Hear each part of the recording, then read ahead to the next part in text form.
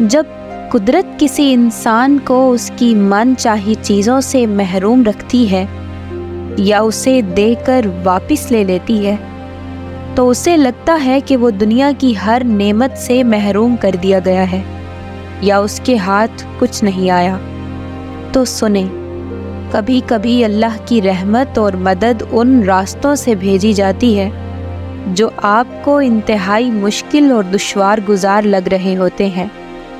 رحمان کی رحمت تو اتنی عظیم ہے کہ وہ دنیا میں گمنام ہو جانے والوں کا ذکر خود فرشتوں سے کرواتا ہے اور خالی ہاتھ رہ جانے والوں کی مدد عرش سے ایسے اتارتا ہے کہ فرش والے بھی حیران رہ جاتے ہیں۔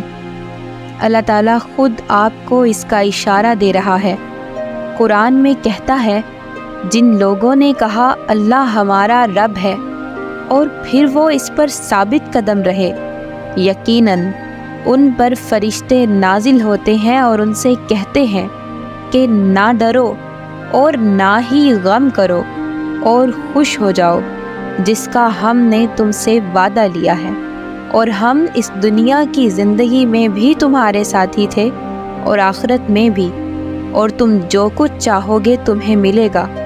ہر وہ چیز جس کی تم وہاں تمنا کرو گے وہ تمہاری ہوگی۔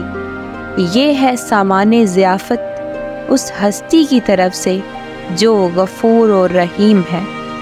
اگر آپ ذرا غور کریں تو کچھ چیزوں سے محرومی یا کسی چیز کا چھن جانا اکثر آپ کے لیے خیر کا باعث بنتا ہے، کیونکہ آپ کا رب تو وہ ہے جو قطرہ لے کر سمندر عطا کر دیتا ہے۔ جان رکھیں اس کا علم آپ کی خواہشات سے بہت وسیع ہے، اور پسندیدہ چیزوں سے دوری کا مطلب کچھ کھونا نہیں بلکہ ان عطاؤں کو پانا ہے جو آپ کے رب نے آپ کے لیے لکھ رکھی ہیں۔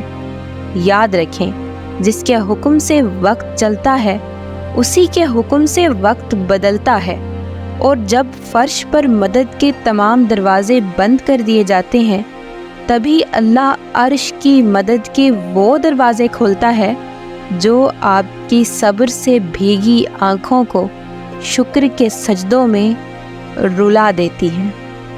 جان رکھیں، مدد کا ہر راز صبر میں پوشیدہ ہے۔ اللہ تعالیٰ خود قرآن پاک میں فرماتا ہے، کیا تم نے نہیں دیکھا کہ کشتیاں سمندر میں اللہ کی مہربانی سے چلتی ہیں تاکہ وہ تمہیں اپنی کچھ نشانیاں دکھائے؟ یقیناً اس میں ہر اس شخص کے لیے بہت سی نشانیاں ہیں جو صبر کا پکا اور اعلیٰ درجے کا شکر گزار ہے۔ جانتے ہیں اللہ کی مدد کا وقت قریب کب آتا ہے اور اس کی کیا خاص نشانیاں ہوتی ہیں؟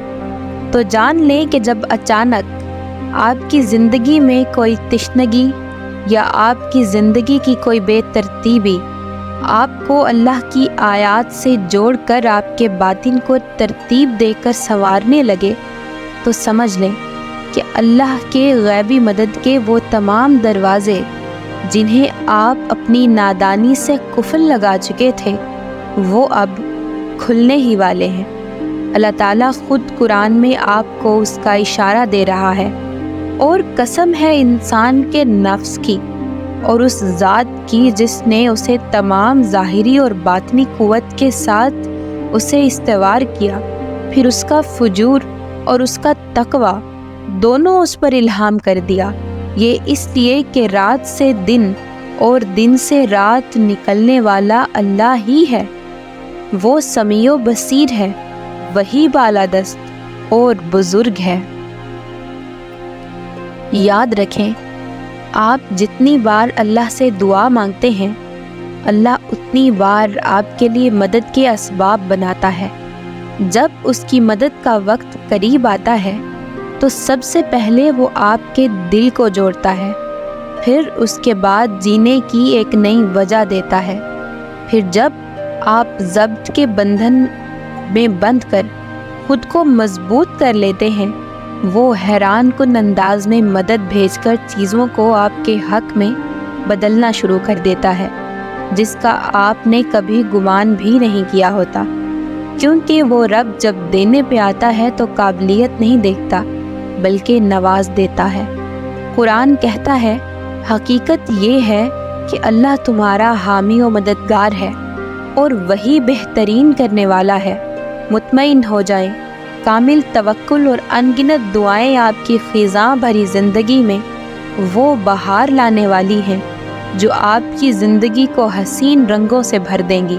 عنقریب وہ آپ کی کہانی کو اس خوبصورت موڑ پر لے آئے گا جہاں اس کی رحمت اور مدد کا ہر دروازہ آپ پر کھلتا چلا جائے گا، انشاءاللہ۔